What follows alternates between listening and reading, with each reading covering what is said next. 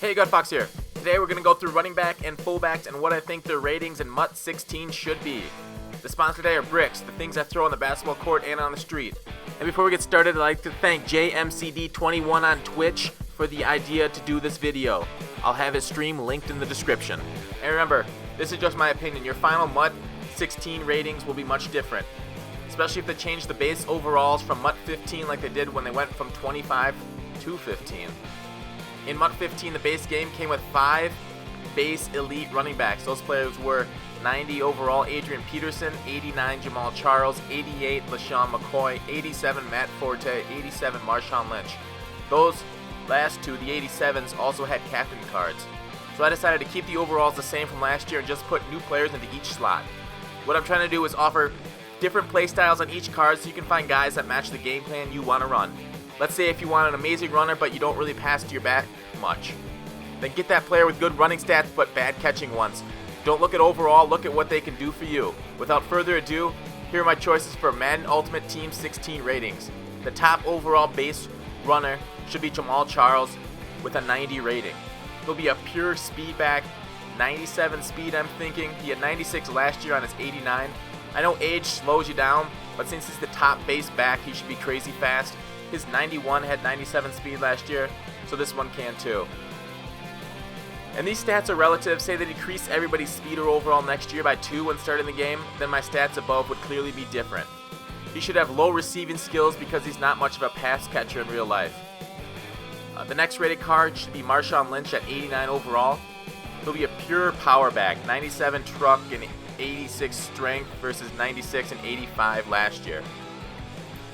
The next card is 88 Adrian Peterson. I gave him an 88 because the 87s have captain cards, strong with good truck and elude. A little speed too, not amazing at receiving the ball.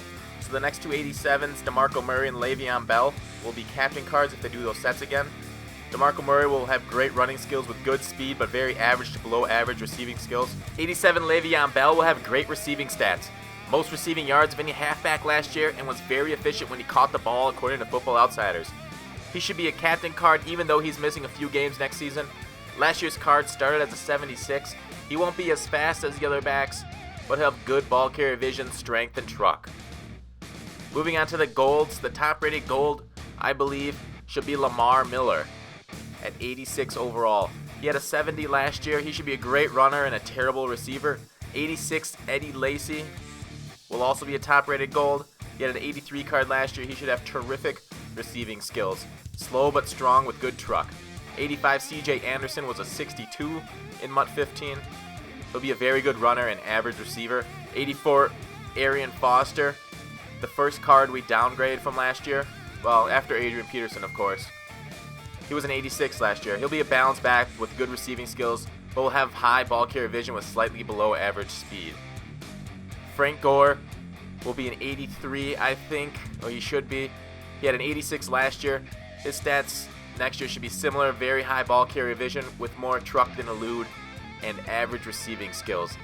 Matt Forte was an 87 in MUT 15, but I think he should be an 82 in 16. He had very good receiving skills and he should next year. Balanced with slightly above average speed and good ball carrier vision. He can't pass block, which limits his use as a third down back unless he's on a route. 82 should be Justin Forsett, who was a 68 last year. He's a good runner, below average receiver, also really good pass blocker.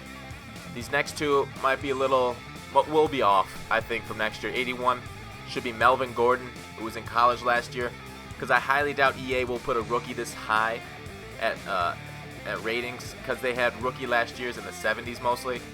But this is my opinion on where he should be. He should have great physical skills with 94 speed, terrible carry because he had 7 fumbles his senior year. One of my issues with his rating this year on his draft card is that 97 carry.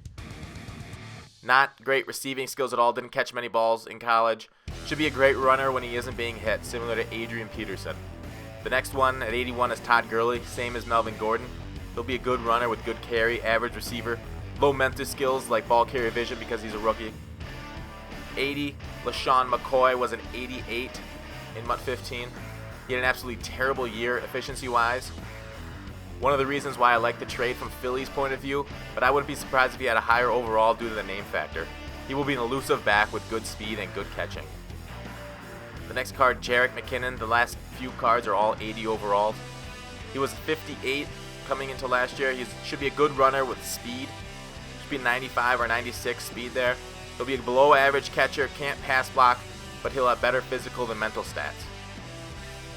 Darren Sproles will be 80, I believe, next year.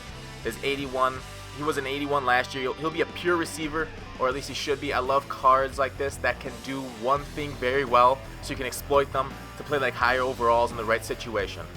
Alfred Morris was an 82 last year, and I think should be an 80. Slow, with good ball carrier vision and truck like last year. Not amazing at catching the ball. Jeremy Hills next was a 66 last year.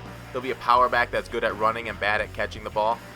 And the last 80 will be Mark Ingram, who was a 70 last year. He'll be a great runner, terrible pass catcher, more power than speed.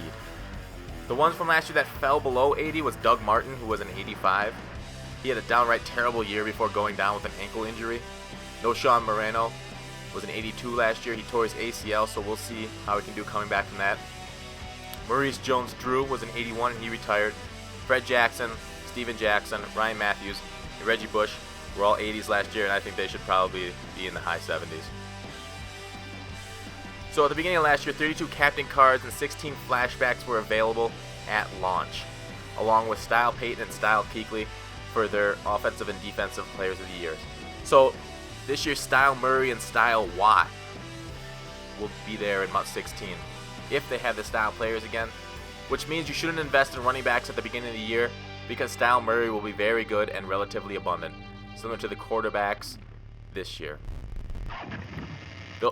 So for the flashback running back, LaShawn McCoy should have a flashback 90 overall in the Eagles. He should be slightly better than his base 88 card last year, and that card had 95 speed, 97 elusiveness, good juke, and catching stats. It'll be good to have a speedy receiving back at the top of the list next year to balance the power of Lynch and pure speed of Charles, who can't catch. It'll also be different than Le'Veon Bell's captain card, which will have good receiving stats, but will be slower and more powerful than this flashback. The one legend running back I believe they should have at the start of next year, this is a wish, would be Jerome Bettis' 91 overall. He should have a 99 truck with 91 strength, similar to Garrett Blunt's 92 card last year. His speed should be good because the internet says he ran a 4.48 at the combine, faster than Melvin Gordon this year, but I prefer to remember late career Bettis, slow and powerful. So that's it for the running backs. Let me know what you think. I'm going to move on to the fullbacks now. In MUT 15, the top 6 fullbacks were 88 Marcel Reese, 87 Mike Tolbert, 86 John Kuhn, 83 Daryl Young, 82 Greg Jones, and 80 Anthony Sherman. So I created the ratings after this to have a fullback that fits each system, whether that was lead blocker only, receiving, or rusher. There should be someone here that fits whatever scheme you run, even if your scheme is throwing interceptions each play like mine. So starting off with the elites, same as last year, there were 3 of them. Anthony Sherman, I think, should be the highest rated one at 88 overall. He'll be a blocking, receiving, runner in that order. All good stats in those categories. Next up is 87 John Kuhn. He should be balanced evenly in all aspects. He did everything for the Packers. 86 should be Bruce Miller in MUT 16. He'll be great at receiving, bad at running, and a decent blocker. The Golds, 83 Henry Hynoski. He'll be a phenomenal blocker, but that's all that he's great at. 82 Marcel Reese will be a receiving fullback, but terrible blocker. Mike Tolbert, similar, will be amazing at rushing the ball, but a terrible blocker. So there you have the 2 basically similar players that can do, their one thing well, but not the other 2 things. 79 Jerome Felton should be a blocking back and a decent runner. Daryl Young, I think, should go to a 77 next year, down from his 83. He'll be a good receiving back and average blocker. James Devlin, great year with the Patriots. He'll be blocking and balanced in the other 2. Ryan Hewitt, sorry for the bad rating. He was one of the best rated fullbacks last year. He had a good year, but I think I'll give him a 77 because he doesn't really have a name. Blocking and balanced between the other 2. categories of receiving and running. Will Tafo'o will be a blocking, receiving, but terrible runner at 77 overall. And those are where I think players should be rated next year in MUT. Let me know if you think I'm wrong on any of them in the comments. Thanks for watching. Please subscribe, and I'll see you tomorrow.